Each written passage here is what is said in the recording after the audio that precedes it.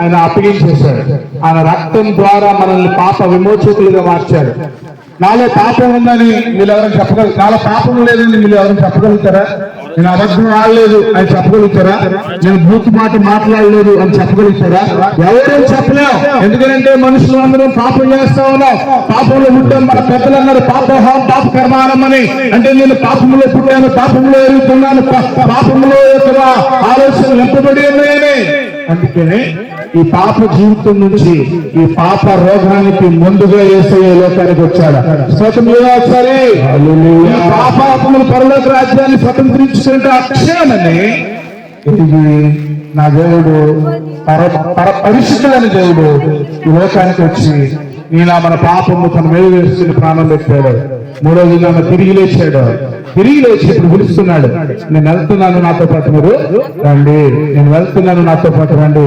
నేనే మార్గం, నా వెనకాల మీరు వస్తే నిత్య జీవానికి వెళ్తారు. కనుక ఓ ఎస్ఎన్పురం గ్రామస్తులారా, నిత్య జీవానికి మిమ్మల్ని ఆహ్వానిస్తున్నాడు.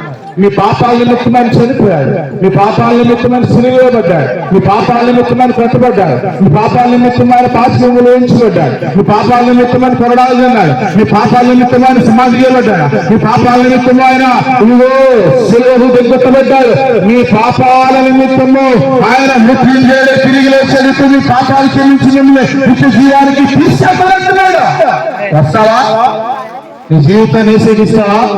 ఆ మార్గంలో మనం వెళ్తే నిత్య జీవాన్ని పొందుకుంటాం. లేదంటే నిత్య నరకానికి మనం పాత్రలు అవుతాం. మనం నిత్య నరకానికి పాత్రలు అవ్వకుండా నిత్య జీవంలోనికి వెళ్ళే వారంగా ఉన్నాం.